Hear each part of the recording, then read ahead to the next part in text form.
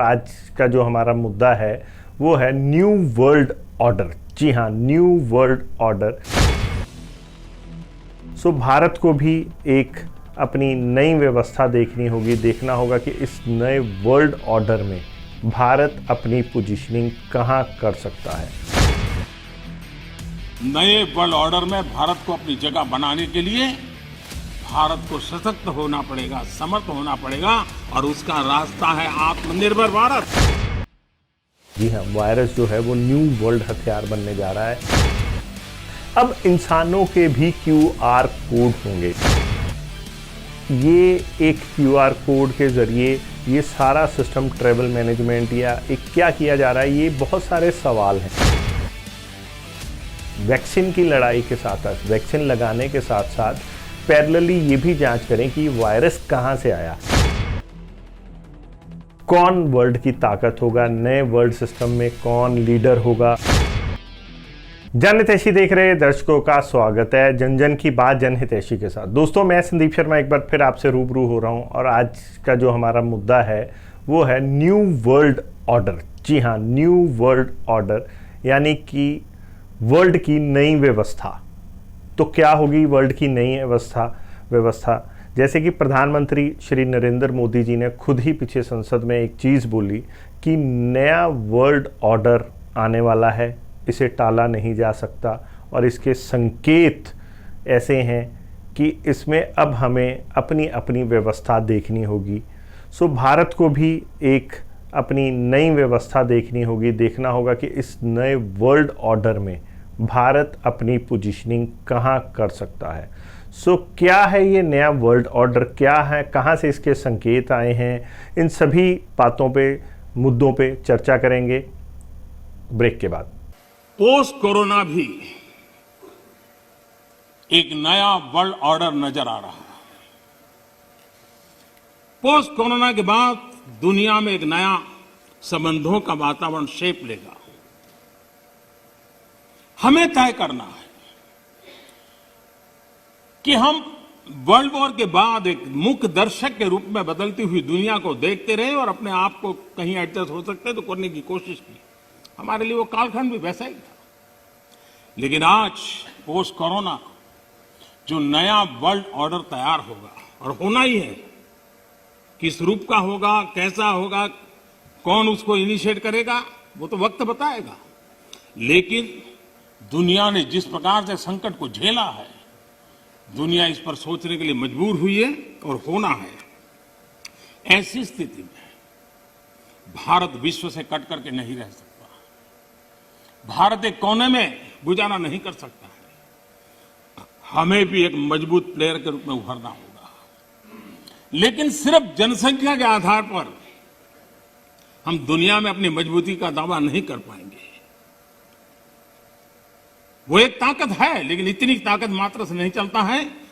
नए world order में भारत को अपनी जगह बनाने के लिए भारत को सशक्त होना पड़ेगा, समर्थ होना पड़ेगा और उसका रास्ता है आत्मनिर्भर भारत। जी हाँ, नई विश्व व्यवस्था यानी कि new world order. New world order जैसे कि हम जानते हैं कि दूसरे विश्व युद्ध के बाद बहुत सारे बदलाव देखने को मिले दुनिया में। जो महाशक्तियाँ थी विश्व की, वो ख़त्म हो गई, कुछ नई महाशक्तियाँ आ गई।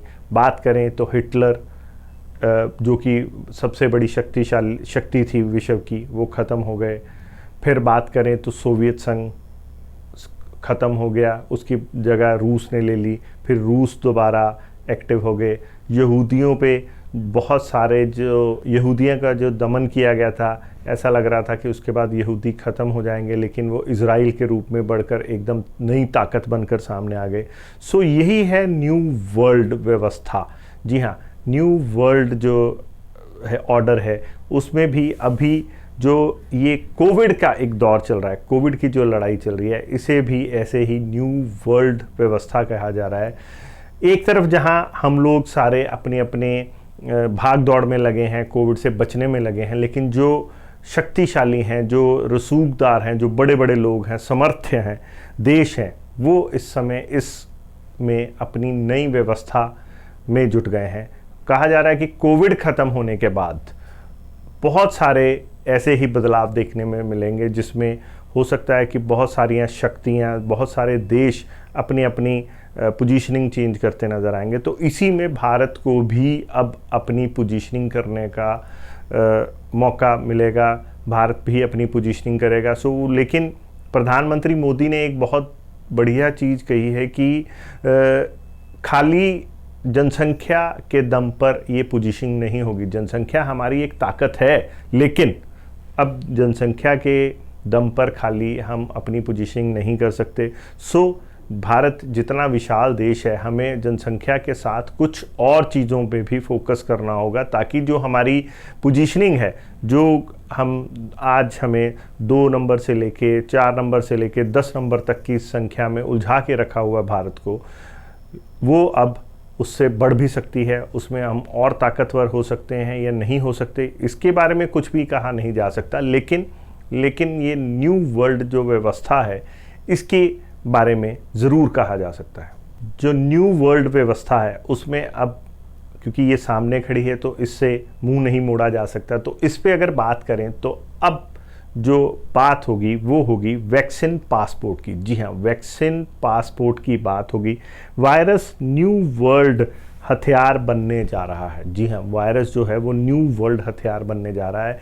ऐसे में अब पासपोर्ट जो है, वैक्सीन पासपोर्ट बनेगा। अब आप सब कहेंगे कि वैक्सीन पासपोर्ट क्या है, कि क्या बस पासपोर्ट पे वैक्सीन की कौन सी वैक्सीन लगी है उसकी मोहर लगेगी? जी नहीं, ऐसा नहीं होगा। अब इंसानों के भी QR कोड होंगे। जी हाँ, न्यू वर्ल्ड व्यवस्था का जो सिस्टम बनेगा उसमें इंसानों के भी QR कोड होंगे। अभी तक ये QR कोड सामान के हमने देखे थे, कपड़ों के देखे थे, राशन सामग्री के देखे थे, जो चीज़ें बिक सकती हैं, बाज़ार में बिकती थी, उनके देखते थे। अभी ये QR कोड जो है ये इंसानों के भी होंगे। QR कोड, अब पासपोर्ट पे QR कोड के ज़रिए जो सिस्टम बनेगा, इसकी शुरुआत जो ऑलरेडी हो चुकी है। आपने देखा होगा कि वैक्सीन जब लगवानी शुरू की है, हालांकि इसकी जो शुरुआत की जा रही है, कहा जा रहा है कि यूरोपियन यूनियन इसकी एक बहुत बड़ी शुरुआत कर रहा है, जो कि शायद अगले महीने से शुरू हो जाएगी। और उसमें जो है QR कोड के ज़रिए एक स्कैनिंग की जाएगी, जिसमें पता लगेगा, QR कोड से पूरी जानकारी किसी भी व्यक्ति की लगाई जा सकती है। आपको याद होगा तो टीकाकरण में बेसिकली एक आधार कार्ड जोड़ा जा रहा है। भारत की बात करें, इंडिया की बात करें, देश की बात करें, तो यहाँ पे जैसे ही टीकाकरण में के लिए हम बात करते हैं तो आधार कार्ड को कंपलसरी माना जाता है। तो आधार कार्ड जैसे ही हम देते हैं तो आपको याद होगा आधार कार्ड में भी एक QR कोड लगा हुआ है, जिसे माननीय कोर्ट ने भी बाद में माना था कि जो आधार कार्ड है, क्योंकि उसको लिंक किया गया था QR कार्ड है, ये एक इंसान की पर्सनल प्राइवेसी जो है उससे संबंधित है। तो इससे प्राइवेसी कहीं ना कहीं कंट्रोल की जा सकती है, प्राइवेसी के बारे में जानकारी ली जा सकती है। वैक्सीन में भी जैसे ही टीकाकरण किया जा रहा है तो उसमें जो QR कोड लगाया जा रहा है, तो QR कोड के नाम पर पूरी दुनिया में जो टीकाकरण किया जा रहा है, तो उसका एक डाटा इकट्ठा किया जा रहा है, जो यूरोपियन यूनियन इकट्ठा करेगी। यूरोपियन यूनियन जो अगले माह तक कहा जा रहा है कि एक सर्वर, इंटरनेशनल सर्वर क्रिएट किया जा रहा है, उसमें जितना भी लोगों का टीकाकरण हो रहा है तो वो डाटा उसमें डाला जाएगा। और वो डाटे में क्या होगा, उस डाटा जैसे ही अब हम कहीं ट्रैवल करेंगे तो पासपोर्ट में एक QR कोड होगा। वो QR कोड से हमें ये पता लगेगा कि जैसे ही उस डाटे से मैच किया जाएगा तो पता लग जाएगा कि हमें कोवैक्सीन लगी है या कोविशील्ड लगी है। कोवैक्सीन लगी है तो शायद हम वहाँ पे नहीं जा सकते, कोविशील्ड लगी है तो हमें शायद आगे ट्रैवल करने की इजाज़त मिलेगी। जैसा कि हमने कल भी आपको एपिसोड में बताया था, कोवैक्सीन है वो 9 देशों में मान्य है, लेकिन कोविशील्ड जो कि अंग्रेज़ों के देशों में बनी है वो 130 देशों में मान्य है। इसी प्रकार जैसे ही ये डाटा इकट्ठा किया जाएगा, टीकाकरण के नाम पर जैसे ही ये डाटा इकट्ठा होगा, ये सारा का सारा डाटा यूरोपियन, एक इंटरनेशनल जो नई व्यवस्था है, न्यू वर्ल्ड सिस्टम है, उसमें एक इंटरनेशनल सर्वर में ये डाटा इकट्ठा किया जाएगा। जो स्ट्रेटजी समझ आ रही है अभी तक बताया उसमें, क्योंकि यूरोप तभी किसी चीज़ को मैच कर पाएगा अगर उसके पास पहले से वो डाटा रहेगा। आपको याद होगा कि QR कोड जब हम करते हैं, कहीं पे भी आप भी कपड़े खरीदने जाते हैं, कोई सामग्री खरीदते हैं, QR कोड को जैसे स्कैन किया जाता है तो वो डाटा मैच करता है। तो इसलिए सर्वर में पहले से उस लोगों का या उन चीज़ों का डाटा होना ज़रूरी है जिसके लिए वो जिसका QR कोड स्कैन किया जाएगा। सो इसी प्रकार जब QR कोड, इसका मतलब जितना भी ये टीकाकरण किया जा रहा है पूरे वर्ल्ड में, उसका सारा का सारा डाटा एक इंटरनेशनल सर्वर पे, जो कि यूरोप यूनियन द्वारा तैयार किया जा रहा है, उस पर इकट्ठा किया जाएगा। फिर जैसे ही हम ट्रैवल करेंगे तो हमारा वैक्सीन पासपोर्ट जो रहेगा उसमें जो QR कोड स्कैन किया जाएगा, उससे पता लगेगा, उनके पास डिटेल रहेगी कि हमारी पूरी हिस्ट्री रहेगी, हमारी फ़ोटो से लेके हमारे फादर मदर का नाम और हमारी ट्रैवल हिस्ट्री और हमारा कौन सी वैक्सीन हमें लगी है। सो क्या ये वैक्सीन के नाम पे एक डाटा कलेक्शन की जा रही है या ये एक QR कोड के ज़रिए ये सारा सिस्टम ट्रैवल मैनेजमेंट या एक क्या किया जा रहा है? ये बहुत सारे सवाल हैं, लेकिन इन सब में बातचीत क्या है कि जैसे ही हम QR कोड में हमारा डाटा स्कैन किया जाएगा, हम सच बोल रहे हैं, झूठ बोल रहे हैं, सारी चीज़ें उसमें आ जाएंगी, कौन सी वैक्सीन लगी है पूरी डिटेल उसमें रहेगी। और इस हिसाब से ये नई वर्ल्ड व्यवस्था में लोग जो है ताकतवर होते रहेंगे। कौन से देश कैसे कैसे ताकतवर होंगे वो इसी से हैं। हालांकि बात करें इसमें तो जैसे ही अगर हम इंडिया की ही बात करें तो इंडिया में ऑलरेडी हम लोग शायद ये आधार कार्ड हमसे लिया जा रहा है। जैसे ही हम ये टीकाकरण करते हैं तो आधार कार्ड जैसे ही हम लेते हैं तो आपको याद होगा आधार कार्ड में भी QR कोड ऑलरेडी है। सो अब समझ ये नहीं लग रही कि न्यू वर्ल्ड व्यवस्था इंडिया में जो आधार कार्ड लेना टीकाकरण के दौरान या ID प्रूफ, लोगों में ये चर्चा है कि इससे पहले तो कभी ना तो टीका लगवाने के लिए ID प्रूफ देना पड़ता था, ना दवाई लेने के लिए ID प्रूफ लेना पड़ता था, फिर इस बार क्यों? सो ये कदम है जो न्यू वर्ल्ड व्यवस्था की ओर है, जो आम आदमी की शायद सोच से बहुत परे हैं। एक तरफ जब हम कोरोना की लड़ाई लड़ रहा है आम आदमी, दूसरी तरफ जो लोग हैं न्यू वर्ल्ड व्यवस्था बनाने वाले, जो रसूखदार हैं या जो लोग हैं, जो बड़े बड़े देश हैं, वो न्यू वर्ल्ड व्यवस्था की अरेंजमेंट में जुटे हुए हैं। आपको याद होगा जैसे ही हम लोग ये इसमें से निकलेंगे बहुत सारे, तो हमारा एक न्यू वर्ल्ड व्यवस्था में हम लोग शिफ्ट हो चुके होंगे या शिफ्ट होने जा रहे होंगे। अगर हम बात करें तो जैसे ही हमें इंजेक्शन लगेगा, हमारी सारी डिटेल, अब हम भारत की बात करें तो भारत में टीकाकरण के लिए एक आधार कार्ड अनिवार्य बताया गया है। आधार कार्ड का मतलब ये है कि हमारी सारी की सारी डिटेल वहाँ पे जानी है। सो इसको विजनरी, सरकार की विजनरी बोलें, क्योंकि यूरोप जो है वो अब अनाउंसमेंट कर रहा है अगले साल, अगले महीने तक हम जो एक नया सर्वर इकट्ठा कर रहे हैं। पर दूसरी तरफ हम बात करें या इसको एक कोइंसिडेंस बोला जाए कि हम भी आधार कार्ड ले रहे हैं, सारा डाटा इकट्ठा कर रहे हैं। सो अगर कल को इंडिया के लोगों को बाहर ट्रैवल करना है, अगर इंडिया के जो लोग इंटरनेशनल ट्रैवलर हैं, सो उनके पासपोर्ट पे वो स्कैनर होना ज़रूरी रहेगा, QR कोड ज़रूरी रहेगा। हालांकि लोगों में ये भी धारणा है कि ऐसी भी चर्चाएं हैं कि जो QR कोड है, जो वैक्सीन के अंदर, QR कोड नहीं बल्कि वैक्सीन के अंदर एक नैनो पार्टिकल लगाया जा रहा है ताकि हमें ट्रेस किया जा सके, हमारे बारे में और जानकारी ली जा सके। पर इसके बारे में हम बताते हैं कि इसकी ज़रूरत ही क्या है जब हम, लेकिन लेजिटिमियर डाटा यूज़ करने की, डाटा इकट्ठा करने की एक सीधी पद्धति है जिसमें आसानी से सफ़ेद तरीके से, वाइट तरीके से डाटा इकट्ठा किया जा सकता है। जो एक वैक्सीन की वार है, वैक्सीन की वार क्या होती है दोस्तों? वार जैसे ही वार में हमारे संसाधन ख़त्म होने लगते हैं, तो जैसे जैसे हमारे संसाधन ख़त्म होंगे हम लोग कमज़ोर होते जाते हैं, जिनके संसाधन ख़त्म होते जाते हैं, और जिनके पास संसाधन रह जाते हैं, जो थोड़े रसूखदार रहते हैं, वो ताकतवर हो जाते हैं। सामान्य वार की एक यही टेंडेंसी रही है कि जैसे जैसे आपके संसाधन ख़त्म होंगे, जो ताकतवर होगा वो जो है कमज़ोर पे अपनी शर्तें थोपता है, अपनी नियम थोपता है। सो इस बार भी नई व्यवस्था में भी कुछ ऐसा ही होगा।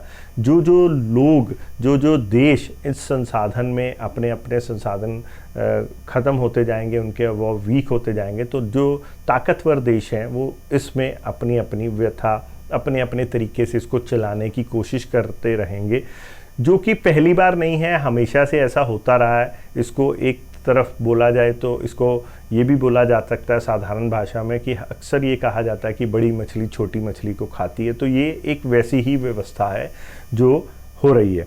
लेकिन कुल मिला के बात करें तो दूसरी तरफ अब अमेरिका, जैसे ये वार शुरू हो गई, तो जहां हम सब एक तरफ कोविड की लड़ाई में लड़ रहे हैं, तो दूसरी तरफ जो अमेरिका है, जो बड़े बड़े लोग हैं, जो इस थर्ड जो नई वर्ल्ड व्यवस्था, नई वर्ल्ड सिस्टम को बनाने में जुट गए हैं, उनमें अमेरिका जो कि सबसे लीड रोल पे रह रहा है। तो बिडेन ने, अमेरिकन जो प्रेसिडेंट है बिडेन ने, उन्होंने अपनी जो खुफिया इंटेलिजेंस एजेंसीज़ हैं उनको एक बार फिर बोल दिया है कि वो लोग जो हैं वैक्सीन की लड़ाई के साथ, वैक्सीन लगाने के साथ साथ पैरेलली ये भी जांच करें कि वायरस कहाँ से आया। क्या ये वायरस, उन्होंने क्लियर कट कह दिया है कि उन्होंने अपनी इंटेलिजेंस को 90 दिन के अंदर अंदर, इंटेलिजेंस सिस्टम को 90 दिन के अंदर इसकी पुख्ता क्लियर कट रिपोर्ट देने की बात कही है। उनका कहना ये है, उन्होंने शक जताया है उन्होंने कि इसके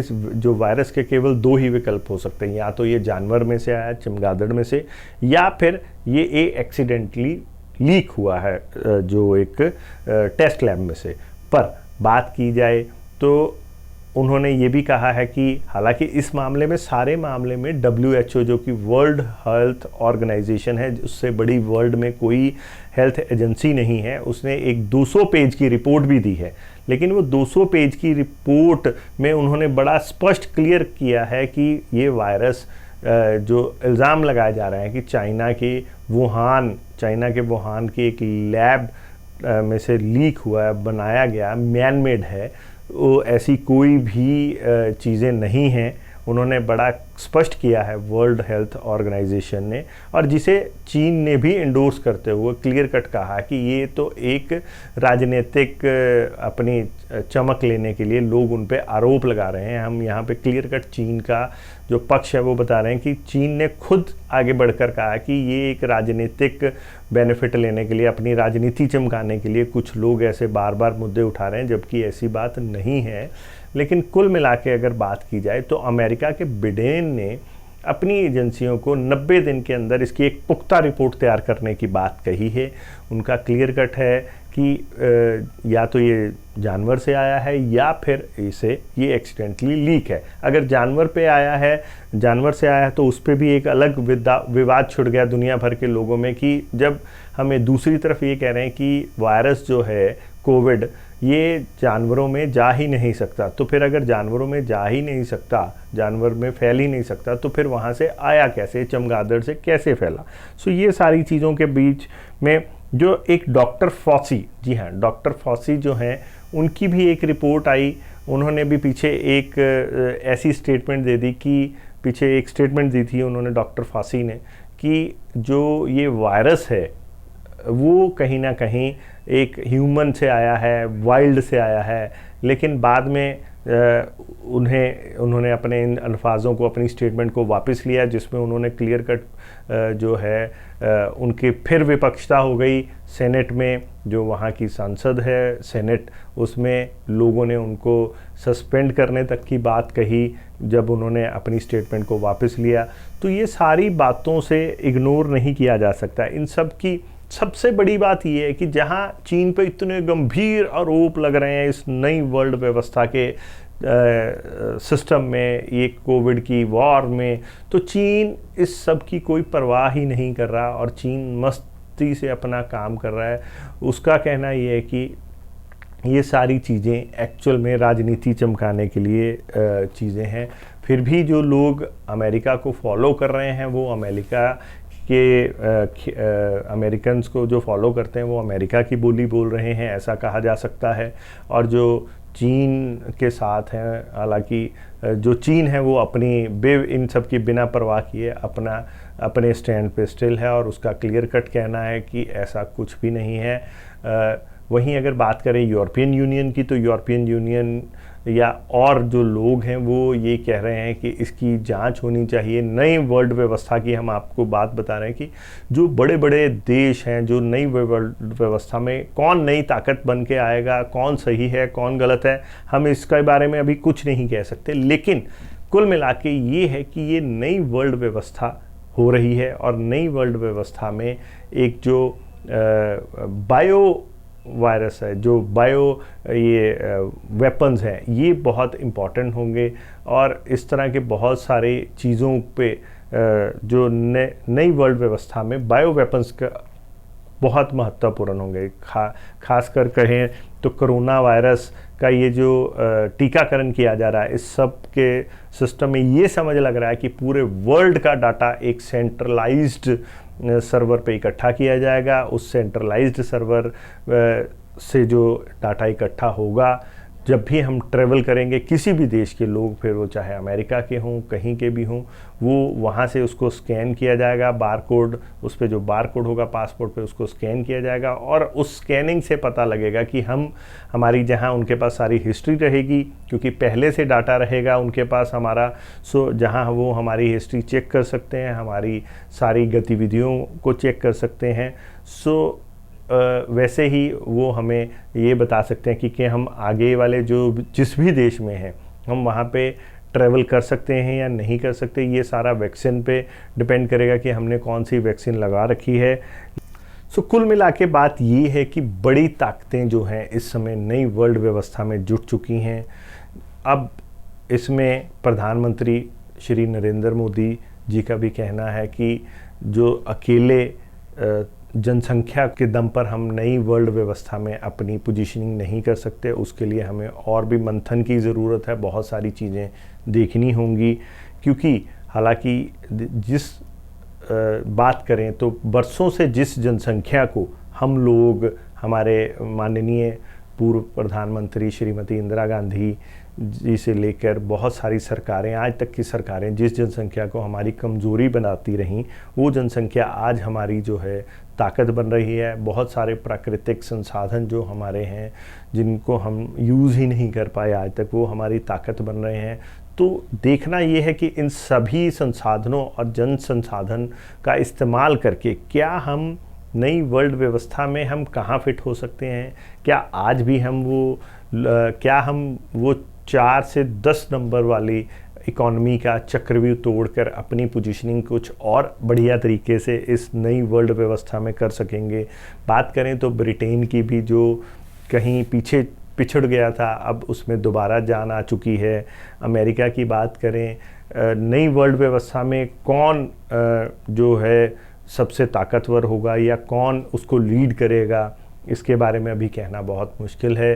क्योंकि जो ये वर्ल्ड इन्वायरमेंट है, ये वर्ल्ड एक ग्लोब है, ग्लोबल सिस्टम है। इस ग्लोबल सिस्टम में जैसे पिछले द्वितीय विश्व युद्ध के बाद जो चेंजेस आए, कौन सा नया देश उभर के सामने आया, कौन नीचे रह गया। ये एक कुदरत का नियम है कि कौन आगे बढ़ता है, कौन पीछे रहता है, किसके संसाधन कम हो जाने से वो वीक हो जाता है, किसके संसाधनों की वैल्यू पड़ने से वो एकदम तेज निकल जाता है। ये सारी चीज़ों में अगर हम बात करें तो अभी ये नहीं पता लगाया जा सकता, जो सिस्टम चल रहा है उससे अभी ये पता लगाना तो बहुत मुश्किल है कि कौन वर्ल्ड की ताकत होगा, नए वर्ल्ड सिस्टम में कौन लीडर होगा, कौन वीक होगा, कौन फॉलोअर होगा। लेकिन कुल मिला के ये है कि इस सब में अगर हम बात करें, अगर ये वार है या सब कुछ है, इस सब में जो पिसने वाला आम इंसान होता है। क्योंकि हर बार हमने देखा है कि एक लड़ाई, जंग या कुछ भी होता है, कर्फ्यू भी लगता है, तो उसमें जो बुरी हालत होती है वो एक आम इंसान की होती है, एक सामान्य लोगों की होती है। क्योंकि जो सरकारें हैं या जो उनको चलाने वाला सिस्टम है, पीछे से इन्फ्लुएंस होते हैं, उनका कभी कुछ नहीं जाता। पिछड़ते लोग हैं, पीछे हटते लोग हैं, बर्बाद लोग होते हैं, घर उनके उजड़ते हैं सामान्य लोगों के। सो ये कुल मिला के नई व्यवस्था की कहानी है जो हमने आज आपके साथ साझी करी। अगर आपको हमारी ये वीडियो अच्छी लगी तो इस बारे में आप जो है इसे शेयर करें और ज़्यादा से ज़्यादा लोगों तक पहुंचाने में, हमारी आवाज़ पहुंचाने में हमारी मदद करें। ऐसे ही नए नए टॉपिक्स पे आपसे रूबरू होते रहेंगे। देखते रहें, बने रहें जनहितैषी। धन्यवाद।